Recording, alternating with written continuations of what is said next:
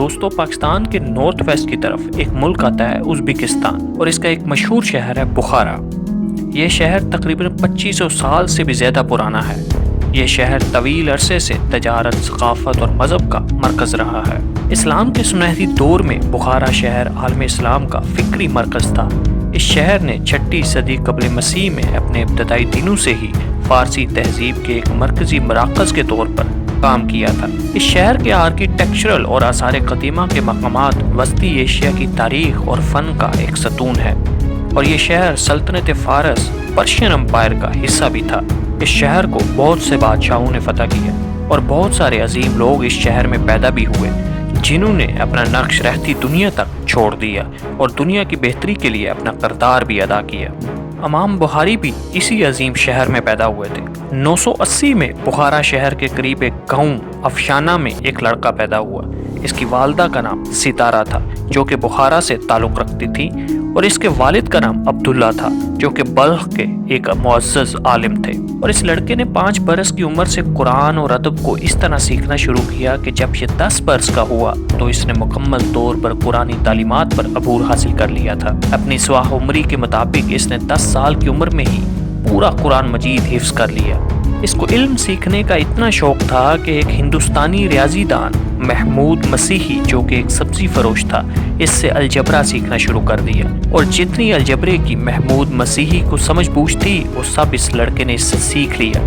لیکن اس لڑکے کی پیاس ابھی بھی نہیں بجھی۔ یہ لڑکا مزید سیکھنا چاہتا تھا، تو اس نے پھر ارسطو کے استعارہ طبیعیات یعنی کہ میٹا فزکس سیکھنا شروع کر دی، جس نے اس کو بہت پریشان کیا۔ لیکن پھر اس کو سمجھنے کے لیے یہ الفارابی کے تبصرے پڑھتا تاکہ میٹا فزکس کے علم کو بھی سیکھ سکے۔ اور پھر اگلے 1.5 سال تک اس نے فلسفے کا مطالعہ کیا، جس میں اس نے بڑی رکاوٹوں کا سامنا کیا۔ لیکن جب بھی اسے مشکلات آ جاتی، کسی مسئلے کا حل نہ نکلتا، تو یہ اپنی کتابیں چھوڑ دیتا اور وضو کرتا اور پھر مسجد چلا جاتا، اور اس وقت تک نماز پڑھتا رہتا جب تک کہ اس کی مشکلات پر روشنی نہ ڈال جاتی۔ رات دیر گئے تک یہ کتابیں پڑھتا رہتا، اور اس کی حالت یہ ہو گئی تھی کہ اس کے خوابوں میں بھی مسائل اس کا پیچھا کرتے اور ان کے حل پر کارآمد ثابت ہوتے۔ کہا جاتا ہے کہ اس نے 40 بار ارسطو کی استعاریات یعنی کہ میٹا فزکس کو پڑھا، یہاں تک کہ تمام الفاظ اس کے دماغ میں تحریر ہو گئے، لیکن ابھی بھی ان کا مفہوم اس کے لیے مایوسی کا شکار تھا۔ لیکن پھر اس نے الفارابی کا تفصیلی تبصرہ 3 درم میں ایک بک سٹال سے خرید لیا، جس کے بعد اسے ارسطو کی استعاریات کا مکمل مفہوم واضح ہو گیا۔ تو اس کی خوشی کی انتہا نہ تھی، تو اس نے خدا کا شکر ادا کیا اور غریبوں میں خیرات تقسیم کی۔ 16 سال کی عمر میں اس لڑکے کے اپنے مطابق اس نے طب کی طرف رجوع کیا، اور نہ صرف میڈیکل تھیوری کو سیکھا بلکہ بیمار لوگوں کی بیشک حاضری سے علاج کے نئے طریقے بھی انہوں نے دریافت کیے،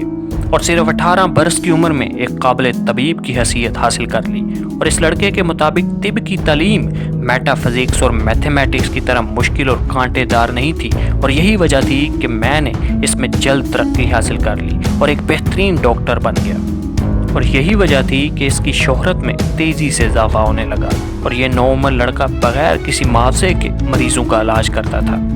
یہ لڑکا مزید سیکھنا چاہتا تھا، مگر اس کے پاس وسائل نہ تھے۔ لیکن اس لڑکے کے استاد نے اسے بتایا کہ بخارا شہر میں ایک بہت بڑی لائبریری ہے، اگر تم وہاں تک رسائی حاصل کر لو تو تم وہاں پر موجود ہزاروں کتابوں کا مطالعہ کر سکتے ہو۔ اور اسی اثناء میں سامانی سلطنت کے بادشاہ امیر نوح ثانی نے یہ اعلان کر رکھا تھا کہ جو بھی میری کولنج کی بیماری کا علاج کرے گا میں اسے منہ مانگا انعام دوں گا۔ تو پھر اس لڑکے نے کولنج بیماری کا علاج دریافت کرنا شروع کر دیا، اور بے شمار تجربوں کے بعد آخرکار اس نے علاج دریافت کر لیا۔ تو اس نے بادشاہ کا علاج کیا اور بادشاہ تندرست ہو گیا۔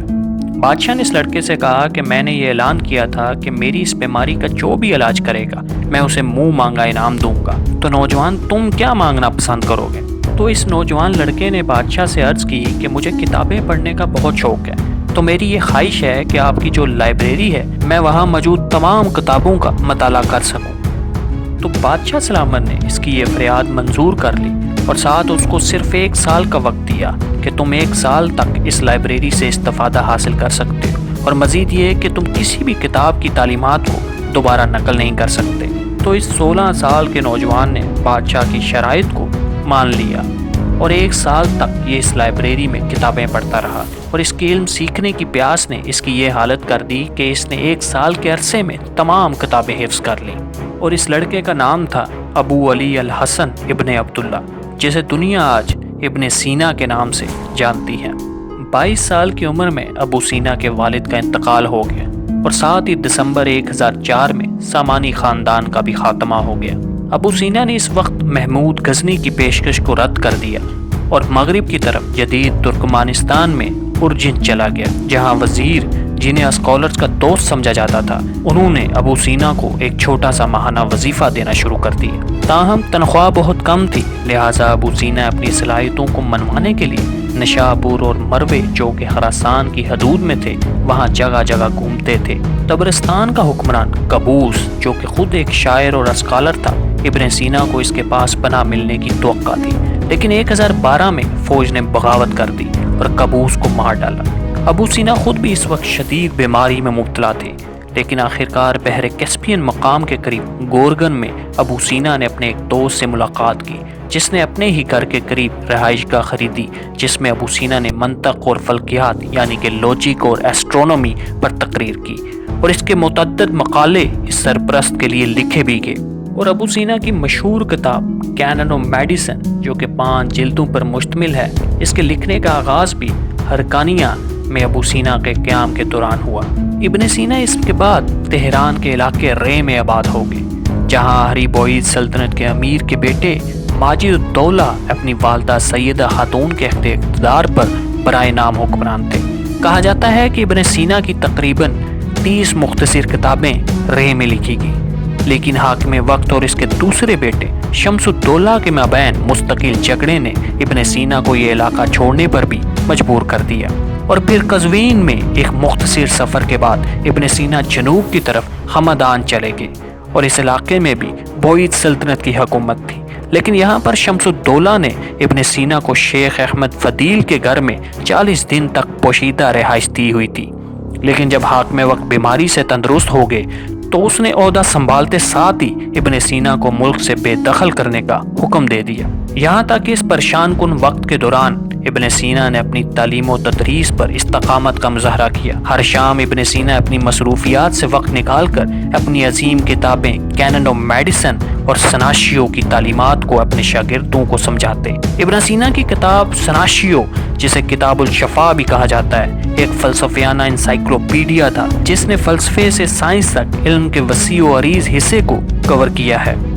امیر کی وفات پر ابن سینا نے وزیر کے گھر کو چھوڑ دیا اور ایک دوا فروش کے گھر میں چھپ کر رہنے لگے، جہاں انہوں نے کامل یقین کے ساتھ اپنے کاموں کی تشکیل جاری رکھی۔ اور اسی اثناء میں ابن سینا نے متحرک شہر اصفہان کے صدر ابو جعفر کو خط لکھا، جو اس وقت اپنی خدمات پیش کر رہے تھے۔ ہمدان کے نئے امیر نے اس خط و کتابت کی خبر سن کر یہ معلوم کیا کہ ابن سینا کہاں چھپے ہوئے ہیں، اور معلوم ہونے پر امیر نے ابن سینا کو قلعے میں قید کر لیا، اور اسی دوران اصفہان اور ہمدان کے حکمرانوں کے مابین جنگ جاری ہو گئی۔ 1024 میں سابق فوجیوں نے ہمدان اور اس کے شہروں پر قبضہ کر لیا، اور پھر جنگ کے بعد ابن سینا امیر کے ساتھ ہمدان میں واپس آ گئے اور اپنی ادبی مشقت کو آگے بڑھانے لگے۔ تاہم بعد میں اپنے بھائی، اپنے ایک پسندیدہ شاگرد اور 2 غلاموں کے ہمراہ ابن سینا ایک صوفی سنیاسی کے لباس میں شہر سے فرار ہو گئے،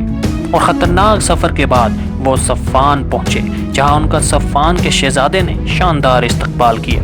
ابن سینا نے اپنی زندگی کے باقی 10 سے 12 برس کاکیویٹ کے حکمران محمد ابن رستم، جنہیں علاء الدولہ بھی کہا جاتا ہے، کی خدمت میں گزار دیے،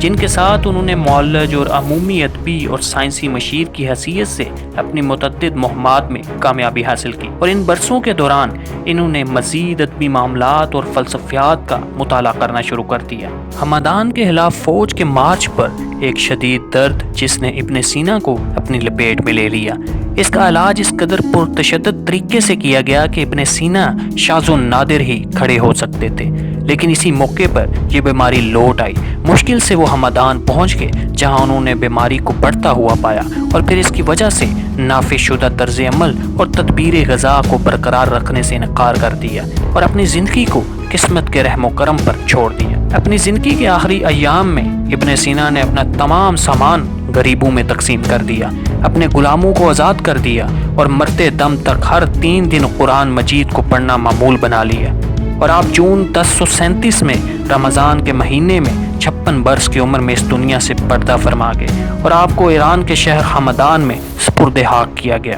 ابن سینا بلند پائے کے دانشمند تھے جنہیں اسلامی دور کے سب سے اہم معالج، ماہرین فلکیات، مفکرین اور مصنفین میں شمار کیا جاتا ہے، اور ابن سینا کو جدید طب کا باپ اور جدید دور کا سب سے بااثر فلسفی بھی کہا جاتا ہے، اور کہا جاتا ہے کہ انہوں نے 450 جلدیں لکھی جن میں سے تقریباً 240 زندہ بچ گئیں، اور ان میں سے 150 جلدیں فلسفے پر اور 40 طب پر مشتمل ہیں۔ مجموعی طور پر ابن سینا کے بنیاد پرست خیالات نے پوری مسلم کمیونٹی میں سائنسی تحقیقات کو فروغ دیا جو دنیا کے دوسرے حصوں تک پھیل گیا۔ ان کی شراکت آج بھی محسوس کی جا رہی ہے۔ اگر ابن سینا نے ان شعبوں میں اصل کام نہ کیا ہوتا تو ان شعبوں میں حالیہ دریافتیں کبھی حاصل نہیں ہو سکتی تھیں۔